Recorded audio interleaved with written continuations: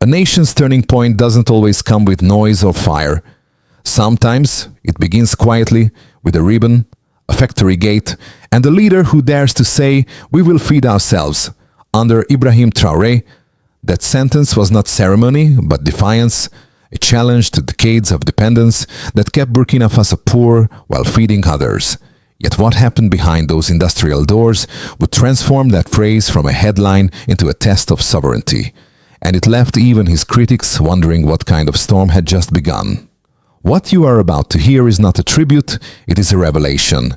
This story exposes how a single industrial decision may redefine what power means for an African nation in the 21st century. You will understand why a ribbon cutting in Bobo-Dioulasso carries more strategic weight than speeches in foreign capitals. And this is not information for the casually curious. Because if you stop here, you will miss the deeper equation that every African economy now faces: production or dependence, self-reliance or subservience. You will lose sight of how the name Ibrahim Traoré has become shorthand for a gamble that could either fortify Burkina Faso's independence or reveal the cost of ambition. Those who ignore it will keep repeating the same myth that sovereignty is a slogan, not a system. But those who stay will see how that myth is being dismantled, line by line, factory by factory, and choice by choice. The question is simple. Can a ribbon cutting change the destiny of a nation? It began not with fireworks, but with precision. On December the 21st, 2025, in Bama near Bobo-Dioulasso, Ibrahim Traoré stood before a newly built agro-industrial complex, an installation capable of processing 60,000 tons of maize each year, representing nearly 12 billion CFA francs in investment. That number alone shattered expectations. It proved that sovereignty could be measured not by speeches, but by output. Behind the ceremony lay something larger. For decades, Burkina Faso had exported its crops raw, selling grain cheap and importing flour at a premium. The Agroserv Industrie complex reversed that pattern to grind, refine, package, and sell within national borders. It promised thousands of jobs for young people and women, a figure repeated not as a slogan, but as a logistical target tied to shifts, machines and markets. The problem it sought to solve was painfully clear. When nations depend on foreign processing, they surrender value, taxes and skills. Over time, that dependence becomes habit, a silent architecture of weakness. Ibrahim Traoré's wager was to break that habit through example, to make industrial discipline the new language of patriotism. The escalation came quickly. Global inflation had raised food prices, supply chains were frayed, trust in imports was low. Within that tension, the Bama project became more than an economic venture. It became a statement of resistance. Its immediate impact touched the farmers first. For them, this plant meant reliable buyers, steadier income, and the hope that their harvest would no longer vanish into foreign silos. And for citizens, it symbolized something intimate: the right to eat food grown, processed, and purchased at home. That subtle shift carried enormous consequence. The inauguration, once treated as routine political theater, now looked like the start of a movement. The question changed from "Can Burkina Faso industrialize?" to "Can it sustain a new way of thinking before the old system pulls back?" Every story needs an anchor, and in this one, the anchor stands in uniform. To his supporters, Ibrahim Traoré is not merely a head of state, but the guide through an unfinished transformation. In Bama, his words were stripped of ceremony. He spoke of factories, not flags, of workers, not applause, and in doing so, he framed industrial progress as an act of national dignity. The first signal came from the farmers who delivered maize to the complex. They saw that their grain no longer disappeared into uncertain markets. For the first time, contracts arrived with fixed prices, and payment did not depend on distant intermediaries. One farmer from the Hautes-Bassin region described it simply: "We plant, they buy, we plan ahead." That sentence, ordinary in tone, marked a quiet revolution. A second signal came from the young technicians trained to maintain the machinery. Many had never worked in a facility of such scale. For them, the shift was not just economic, it was psychological. They learned that modern industry was not foreign property. It could belong to them. If maintained with rigor, Observers who doubted the project began to realize that its influence extended beyond output. It was altering expectations. Factories meant schedules, wages, and the discipline of showing up, slowly. The habit of dependency was being replaced by the rhythm of productivity. From that moment, even critics admitted a truth they had resisted. The Bama complex was not a photo opportunity. It was the first visible proof that industrial sovereignty could start with one local plant and then multiply. And from that point on, no one could call this merely a development story. It started quietly, then accelerated like a machine finding its rhythm. December 21st, 2025, Bama. The gates opened. Workers lined the entryway. The convoy arrived. Cameras rolled. A ribbon was cut, and a sentence was spoken. We will process what we grow. Ibrahim Traoré walked through the new Agroserv Industrie facility, inspecting the conveyors, the dryers, the control panels. He was not just a spectator, he was the symbol of a shift. That was the trigger phase, the point where policy became infrastructure. Within hours, images of the inauguration flooded local media. Reactions split fast. Some praised the courage to invest billions in food production while inflation still bit deep. Others mocked it as another publicity show. But the atmosphere changed when the first trucks of maize arrived. Farmers were paid on schedule. Processing began. Flour filled the silos. And the new chain of value started to hum. The momentum grew. Ministries began to discuss similar projects in other provinces. Technical schools started adjusting curricula for agro-industry maintenance. Investors from Ouagadougou asked for feasibility data. Every department wanted a Bama moment.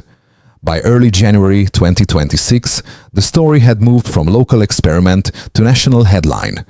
Then came the climax phase. Supply trucks left the factory. Markets in Bobo-Dioulasso and Ouagadougou stocked bags labeled "Made in Burkina Faso." For the first time in years, the phrase carried economic weight. Breweries placed orders for corn derivatives. Mothers found infant flour at stable prices. Radio talk shows debated whether this was the real birth of food sovereignty. Each day, the cycle tightened: grow, process, sell, repeat. But every acceleration brings friction. Importers saw profits shrink. Old suppliers abroad felt the loss of easy contracts. Bureaucratic bottlenecks re-emerged. Customs clearances delayed. Spare parts, logistics strained. The optimism of December met the paperwork of January. Yet the core process did not stop. Machines kept running. Workers adapted shifts. The idea had become too visible to vanish. Then the aftershock. Outside Bama, small cooperatives began pooling capital to copy the model. Soybean farmers in the center-west region organized for local processing units. Economists warned that the next challenge would be sustainability, maintenance, standards, exports. Civil groups asked how the promised tax incentives, over 4 billion CFA francs, would be monitored to ensure fairness. By late January, the glow of Inauguration Day had faded into the routine of production. Trucks replaced speeches, schedules replaced slogans. And that was exactly what Ibrahim Traoré had demanded. Results measured not in applause but in tons, shifts, and wages. The air around Bama carried a new kind of tension. Less political, more mechanical. Belts whirred, dryers steamed, and payroll lists grew. The factory had become the heartbeat of an idea that sovereignty could be engineered. Nothing exploded, nothing collapsed. Yet something irreversible had begun. A quiet revolution in maize and metal, born from a single declaration and kept alive by daily labor. Facts give weight to vision, and this story is no exception. Numbers, cold, specific, unarguable, show what rhetoric cannot. The Agroserv Industrie complex processes 60,000 tons of maize per year, a figure that translates to millions of meals, stable jobs, and measurable independence. That number means more than production. It means consistency. Trucks running weekly, salaries issued monthly, and supply chains learning to function without foreign permission. The second measure is speed. The entire investment, nearly 12 billion CFA francs, was mobilized and completed within a short cycle, less than 3 years from blueprint to ribbon, in a region where infrastructure delays often stretch into decades. That pace signals intent. It shows that Ibrahim Traoré's administration treats industrial policy as action, not aspiration. The time compression matters because every month saved translates into food reaching markets before prices spike again. The third set of numbers defines human impact. The complex is projected to generate thousands of direct and indirect jobs, prioritizing young people and women. Each role may seem modest: machine operator, quality controller, warehouse clerk, but collectively, they represent stability. Regular income converts uncertainty into routine, and routine is the backbone of sovereignty. Now zoom out. Before Agroserv, Burkina Faso imported a significant portion of its processed cereals, paying premiums that drained its foreign reserves. Local economists estimate that processing even half of domestic maize internally could save up to 15% of annual import expenditure on food derivatives. That margin becomes capital that can be reinvested in roads, schools, and further industry. Speed is not the only victory, standards are. The company states that every product undergoes rigorous multi-stage checks to meet export quality benchmarks. In trade terms, standards are power. They determine who buys from you and at what price. Passing them means entry into regional markets across West Africa. Another figure reveals state participation, government support through tax and customs benefits during construction, and the first decade of operation totals over 4 billion CFA francs. That is not a subsidy of charity. It is a strategic stake. When the state invests, it signals long-term commitment, betting that the multiplier effect, jobs, taxes, exports, will outweigh the initial concessions. Put together, the metrics form a pattern: capacity, velocity, employment, and partnership. None of them guarantee success, but together they redefine what progress looks like when measured locally. Skeptics might still ask, can one factory change a country's economic DNA? The data replies, maybe not alone, but it proves that industrial sovereignty is no longer theoretical. In economic language, Burkina Faso has converted an idea into an asset class. The weight of these numbers is not abstract.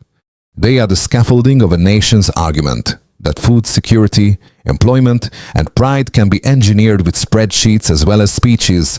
And that is why this story matters, because behind every statistic stands a worker, a harvest, and a government refusing to outsource its future. Every bold policy invites opposition, and fair debate is the measure of credibility. Supporters of Ibrahim Traoré argue that Agroserv Industrie proves Burkina Faso can manufacture its own sovereignty. Yet others caution that one success story does not guarantee systemic reform. Both sides deserve to be heard. The first opposing view claims that state-led industrialization risks inefficiency. Critics warn that tax incentives and subsidies, over 4 billion CFA francs, could distort the market, shielding underperforming firms from competition. Their logic is simple.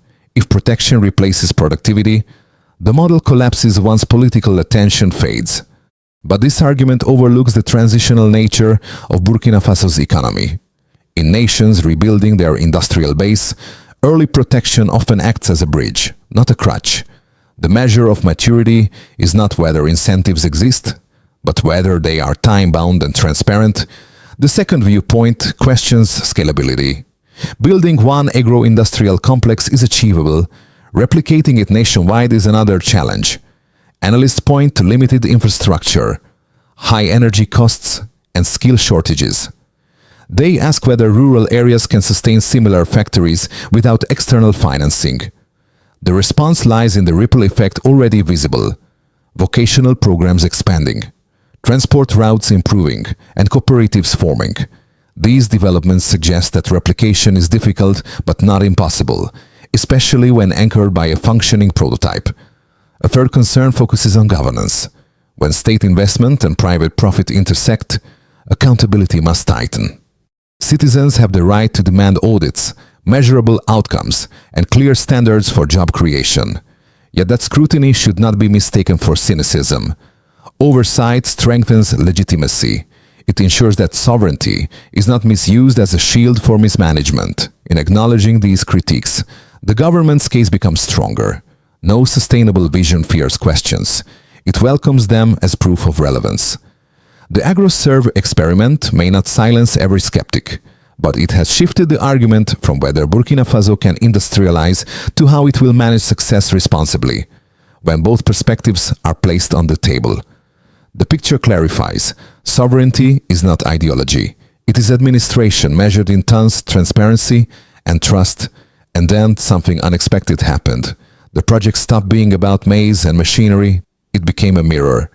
During the first inspection tour of 2026, observers noticed that the Agroserv Industrie complex was no longer framed as an economic site alone. It had turned into a symbol of belief, proof that Burkina Faso could define progress without external validation. That was the real turning point. Inside the control room, technicians spoke not about politics but about precision, maintenance schedules, output rates, storage capacity, all discussed in the language of accountability. The tone of the national conversation shifted. Ibrahim Traoré, once portrayed as a populist soldier, began to be discussed as an industrial reformer. This subtle reframing carried immense consequence. If leadership could move from slogans to systems, then the country itself could evolve from reaction to construction. Suddenly, the narrative was no longer will it work, but how far can it go? The Agroserv experiment had crossed its midpoint, not a finish line, but a threshold. From here onward, the story was no longer about proof of concept, it was about endurance. When the cameras left Bama, the consequences began to unfold quietly, measured not in applause but in adaptation. The factory kept running, and its pulse reached four corners of society. For the state, the impact was immediate and structural. Ministries adjusted procurement policies to favor locally processed food. Import licenses for corn derivatives declined by double digits within a month. Treasury officials noted that the circulation of domestic value, taxes, wages, logistics rose accordingly. Yet success created pressure. Maintenance funding, energy reliability, and export permits all required governance discipline. Ibrahim Traoré framed it as the next frontier of sovereignty, turning ambition into administration. For businesses, the new dynamic was both opportunity and challenge. Local suppliers gained stable contracts, but import traders lost their margins. Breweries that once sourced starch abroad signed forward deals with Agroserv. Construction firms raced to replicate the model in soy, rice, and millet. Still, the private sector demanded clarity. How fast could the government scale electricity access? Could customs reform match the new industrial tempo? The answers would decide whether enthusiasm turned into sustainable growth. For ordinary citizens, the change was tangible. In Bobo Dioulasso markets, the price of infant flour stabilized for the first time in years. Sellers spoke of consistent deliveries, predictable packaging, and steady demand. For workers, the factory meant wages that came on time, not promises delayed by politics. A young technician described it best: "I used to look for jobs abroad. Now my work feeds people here." That sense of dignity, earned, not granted, may prove more valuable than any statistic. At the regional level, the ripple widened. Neighboring Sahel states sent delegations to observe the Bama model. Economic blocs discussed the feasibility of cross-border agro-clusters. The conversation about food sovereignty moved from rhetoric to planning documents. International analysts, once skeptical, began calling Burkina Faso an unexpected laboratory for African industrial policy. But every transformation has its costs. Some import-reliant sectors contracted. Short-term inflation appeared as supply chains readjusted. Bureaucratic resistance surfaced in quiet corridors. Yet the larger movement held. The idea that a landlocked nation could process its own harvests no longer sounded naive. It sounded necessary. By the end of January 2026, observers realized this was not merely an economic initiative, but a reordering of national psychology. Sovereignty was no longer a chant, it was a workflow. And in that workflow, every delay, every delivery, every payslip mattered. In short, the system had changed shape. What began as a ceremony had evolved into a network of consequences: governmental, commercial, human, and continental. None of it guaranteed success, but none of it could be undone without undoing belief itself. If momentum holds, Burkina Faso is entering its most delicate phase, the translation of vision into habit. The base scenario, the most probable path, is steady progress mixed with growing pains. Agroserv Industrie keeps operating near full capacity. Government incentives continue for a decade and regional markets absorb production. Minor supply interruptions and administrative lag will persist, but the direction remains positive. Growth will be real, though uneven. As infrastructure strains to match ambition, the optimistic scenario draws strength from discipline. If machinery uptime exceeds 90% and product standards remain export-ready, the factory could catalyze a regional chain, new plants for soy, rice, and animal feed. Domestic demand would stabilize prices, and neighboring countries could begin to import finished goods from Burkina Faso instead of exporting raw grain themselves. That shift could make Ibrahim Traoré's policy the blueprint for an indigenous industrial ecosystem. In this version of the future, sovereignty stops being an aspiration and becomes a regional service. Yet the worst-case scenario remains possible. A breakdown in maintenance, political friction, or financing shortfalls could erode confidence. If subsidies outlast efficiency, critics will claim vindication. Imports could rebound. The factory could operate below capacity, and the rhetoric of self-reliance might curdle into nostalgia. Such regression would not just hurt jobs, it would damage the credibility of every African leader attempting similar reforms. Between these outcomes lies the space of leadership. Sustained reform requires patience, oversight, and proof that numbers translate into nutrition, into real life. The lesson from history is clear. No country industrialized without endurance. So the practical recommendation is not prediction, but preparation. Stakeholders, public, private, and civic, must monitor performance indicators, production volume, job retention, export ratios. These metrics decide whether hope matures into system. The truth is simple but demanding. Burkina Faso's trajectory depends on whether it can turn pride into process. That transformation cannot be decreed, it must be maintained. Every shift, every shipment, every season. Now that the blueprint is clear, one question remains: what does this story mean to you, the viewer following it from afar? Because beyond policy and production, this is about agency, the power to act, to choose, to care.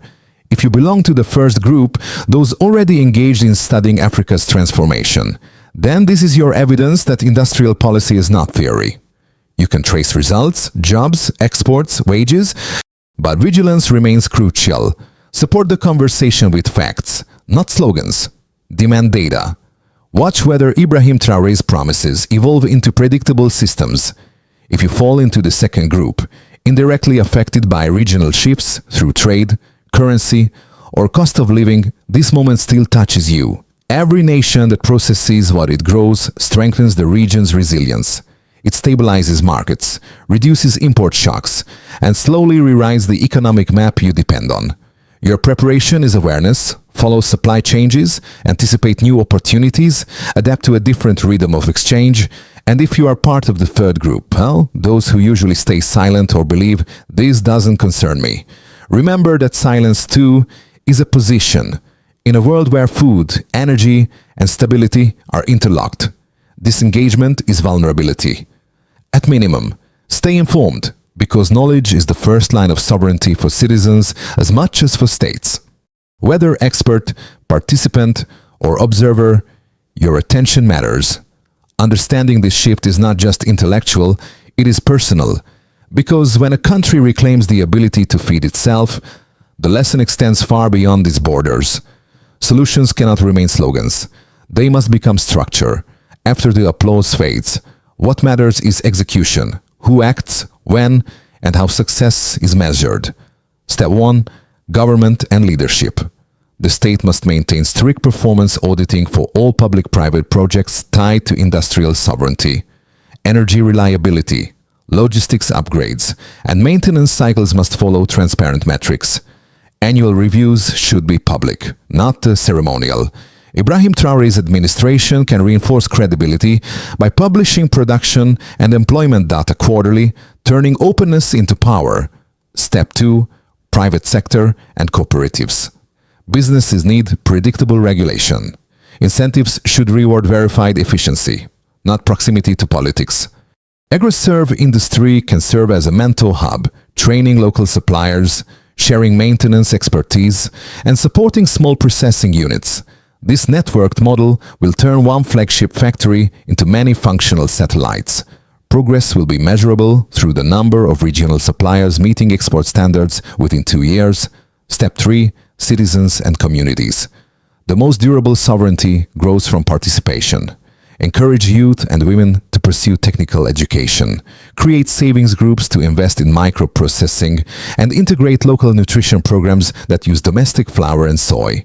Social media campaigns can track these stories, connecting production data with human outcomes, children fed, workers trained, villages trading with pride. Optional Step 4. Regional partnerships. Sahel neighbors should harmonize tariffs and transport corridors to favor local products. A unified Made in the Sahel label could lift confidence and competitiveness across borders. Implementation, not ideology, decides the legacy. Plans written in offices must survive the dust of the factory floor. If each actor keeps a measurable rhythm, then sovereignty will not fade into rhetoric. It will function as policy, precision, and proof. The story returns to where it began, to that image of a ribbon fluttering before a silent factory gate. Months have passed, and the noise of ceremony has faded, but the hum of production remains. It is the sound of persistence, the quiet anthem of a nation learning to rely on itself. Inside those walls, the technicians still arrive before dawn, farmers still deliver grain. The rhythm endures. For them, this is not politics, it is livelihood. For Ibrahim Traoré, it is the proof that leadership can be measured in schedules kept, not speeches given.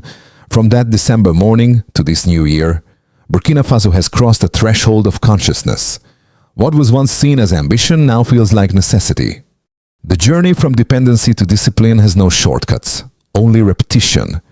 And as the machines turn, they echo something larger, the idea that sovereignty is not won by words, but maintained by work.